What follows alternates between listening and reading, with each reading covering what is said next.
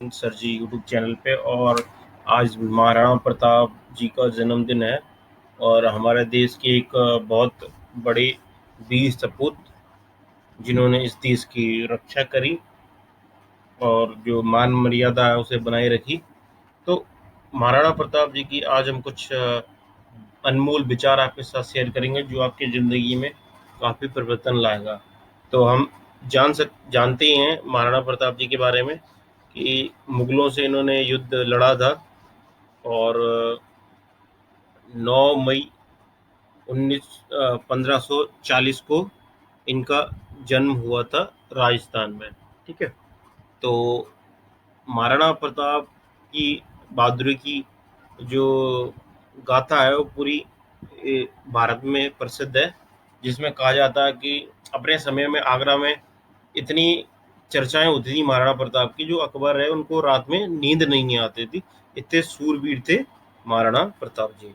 तो उनके कुछ अनमोल विचार हम पढ़ेंगे जिनसे हमें हमारा नजरिया है उसे बदलने में या फिर उसको एक नई दिशा देने में मदद मिलेगी। तो पहला जो उनका अनमोल विचार है 10 में से, वो विचार है कि मातृभूमि और अपने माँ में तुलना करना और अंतर समझाना निर्बल और मूर्खों का काम है। मतलब मातृभूमि और माँ में इन्होंने कोई भी अंतर ना होने की बात कही है। तो बिल्कुल सही और बहुत बड़ी बात कही है यहाँ पे राणा प्रताप जी ने। मैं बिल्कुल इसका एग्री करता हूँ, क्योंकि आपको जिस तरीके से आप अपनी माँ की रक्षा करते हैं, अपनी माँ के लिए आपका समर्पण होता, उसी तरीके से अगर आपका अपनी राष्ट्र के लिए, अपनी मातृभूमि के लिए होना चाहिए। और अगर सभी राजा मिलजुल के ये काम, ये सोच लेके चलते जो महाराणा प्रताप जी की थी, तो मुगल कभी भारत में एंटर कर ही नहीं पाते। ठीक है। दूसरा जो इनका था कि समय इतना बलवान होता है कि राजा को भी घास की रोटी खाना सिखला देता है। तो समय बहुत बलवान होता है, ये हम जानते हैं कि राजा को भी घास की रोटी खिला देता है। मतलब आदमी को हमेशा तैयार रहना चाहिए, नेवर गिव अप। कैसी भी परिस्थिति आए आदमी को हमेशा तैयार रहना चाहिए। और दूसरा यहाँ पे डिपेंड करता है कि महाराणा प्रताप ने खुद स्वीकारा था, मजबूरी नहीं थी उनकी, उनका खुद कहा था कि मैं गुलामी से ज्यादा घास की रोटी खाना पसंद करूंगा। तो जो भी आपको अपनी लाइफ में मिलता है उसके ऊपर आपको बहुत ही ज्यादा डिटर्मिनेशन होना चाहिए, आप उससे संतुष्ट होने चाहिए। मतलब किसी की भीख में दी हुई रोटी खाने से अच्छा है कि घास की रोटी आप खाओ। ये दुनिया कर्म वालों को ही पसंद करती है, इसलिए कर्म करो। तो ये हम जानते हैं कि हमारे धर्म ग्रंथों में भी बताया गया है गीता में कि कर्म ही पूजा है और कर्म ही सार्थकता है हमारे जीवन के। तो हमें निरंतर कर्मशील रहना चाहिए। और चौथा जो विचार है महाराणा प्रताप जी का, वो है हार आपसे आपका धन छीन सकती है, आपका गौरव नहीं। बहुत ही बड़ी बात कही गई यहाँ पे, जो हम आजकल सुनते हैं अंग्रेजी में नेवर गिव अप, तो हम बहुत खुश हो जाते हैं। लेकिन आप इस बात का मतलब समझिए, और भी ज्यादा गहराई में ले आती है बात कि हार आपका धन छीन सकती है, आपका गौरव नहीं। क्योंकि अगर आप पूरी मेहनत से कोई काम करते हैं तो जरूरी नहीं है कि आपको उसमें सफलता असफलता दोनों मिलेगी। ठीक है। जरूरी नहीं कि आप सफल हो, जरूरी नहीं कि आप असफल हो। तो अगर आप असफल भी होते हैं तो आपको आर्थिक नुकसान या कुछ और का नुकसान हो सकता है, पर आपको अपने मन में इतना तो विश्वास रहेगा कि मैंने ट्राई किया था। आपके मन में आत्मग्लानि तो नहीं रहेगा। इसलिए कर्म जरूर करें और लड़ते रहें, संघर्ष करें। किसी भी फील्ड में आप हो, उत्कृष्टता पे जाने की कोशिश करें। और हो सके तो कुछ और लोगों को अपने साथ ले जाइए और उनको भी आगे पथ पर अग्रसर करें। पांचवा जो अनमोल विचार था वो है जो बुरे वक्त में डर जाते हैं उन्हें ना सफलता मिलती है और ना ही इतिहास में जगह। बहुत बड़ी बात कही है, क्योंकि हम जानते हैं कि राजस्थान के बहुत सारे राजाओं ने कॉम्प्रोमाइज कर लिया था अकबर से। तो आज हम उनका नाम भी नहीं जानते और इतिहास में कहीं भी उनका नाम नहीं है। और महाराणा प्रताप जी का आप जानते हैं कितना नाम है, और जगह जगह चौराया कॉलोनियां इनके नाम से बसाई जाती हैं। तो आपको डरना नहीं है। अगर आप डरोगे, संघर्ष से डरोगे, मेहनत नहीं करना चाहोगे तो ना ही आपको सफलता मिलेगी और ना ही आपको इतिहास में जगह मिलेगी। बहुत गजब की बात कही गई है। आप इन चीजों को गौर करेंगे तो आप और अपने लाइफ में इम्प्लीमेंट करेंगे तो आप एक चमत्कारिक निर्णय क्षमता विकसित करने में आपको मदद मिलेगी। छठवां जो इनका कोड था, अगर इरादा नेक हो तो इंसान कभी हार नहीं सकता। बहुत ही अच्छी बात कही कि अगर आपका इरादा नेक होना चाहिए, आपका जो नीयत है आपकी वो पाक होनी चाहिए, उसमें किसी भी प्रकार की खोट नहीं होनी चाहिए, तो आपको लाइफ में कभी भी हार का सामना नहीं करना पड़ेगा, आप जरूर विजय बनेंगे।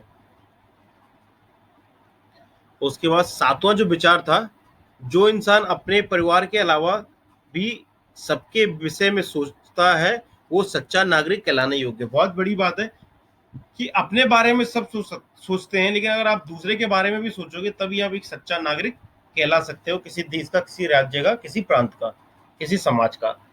तो महाराणा प्रताप जी अगर चाहते तो अकबर से कॉम्प्रोमाइज कर लेते तो वो आराम से रह सकते थे, लेकिन उन्होंने नहीं किया क्योंकि उन्हें अपना गौरव बनाए रखना था। और साथ ही अगर अकबर को शासन दे देते, अकबर को अकबर के सामने हार मान लेते तो क्या होता कि अकबर के द्वारा बाकी लोगों पर शोषण किया जाता। लेकिन महाराणा प्रताप ने ऐसा नहीं किया, उन्होंने अपनी मान मर्यादा बनाए रखी और अंतिम सांस तक संघर्ष करते रहे और कभी भी अकबर उनको हरा नहीं पाया। इतिहास इसका साक्षी है। अपने आठवां जो इनका अनमोल वचन है वो अपने कर्मों को वर्तमान को इतना विश्वास दिला दें कि भविष्य को भी अच्छा होने पर मजबूर कर दें। आपको अपने वर्तमान जो कर्म है, जैसे अंग्रेजी में कहा जाता कि live in future, sorry live in present. आप वर्तमान में जियो और वर्तमान में काम करो। अगर आप वर्तमान में अच्छा काम करोगे तो आपका जो फ्यूचर है वो ऑटोमेटिकली ब्राइट हो जाएगा। आठवां जो कोट है ये हो गया। उसके नवा जो अनमोल विचार है वो है, सुख से जीवन जीने से अच्छा है राष्ट्र के लिए कष्ट हो।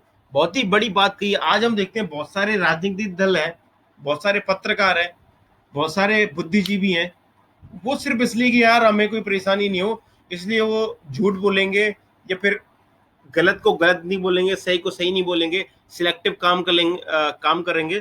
तो उन लोगों के लिए बहुत बड़ा ये प्रश्न है कि आप अगर आप जीवन अच्छे से जीना चाह रहे हैं तो उसके लिए बहुत जरूरी है कि आप राष्ट्र के लिए काम करो, राष्ट्र के लिए कष्ट हो। क्योंकि अगर आप अपने लिए जीवन जीते हैं तो वो निरर्थक जीवन है, उस कोई मतलब उस जीवन का नहीं है। और सम्मानहीन व्यक्ति मुर्दे के समान है।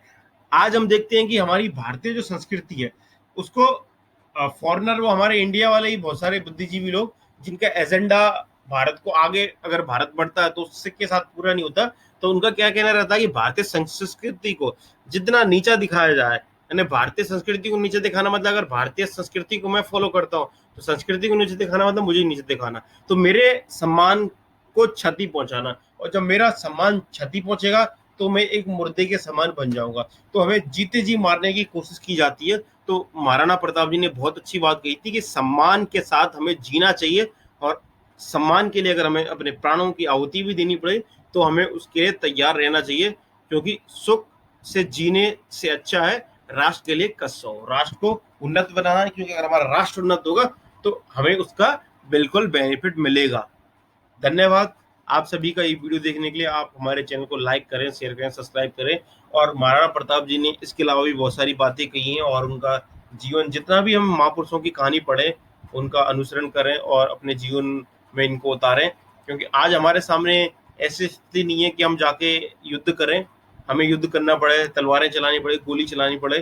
तो हमारे सामने ये स्थिति नहीं है, लेकिन हमारे सामने ये परिस्थिति जरूर है। जब हम देखते हैं किसी नौकरी पेशा में हमें आगे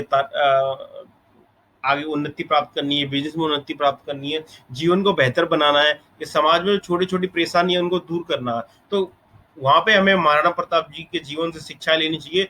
कभी हार नहीं माननी चाहिए और हमेशा सेक्रीफाइस के लिए तैयार रहना चाहिए। भले आपको घास की रोटी खानी पड़े, लेकिन आपको एक गुलामी के जीवन और एक झूठा जीवन, दिखावे का जीवन आपको नहीं जीना। सो धन्यवाद इस वीडियो को देखने के लिए।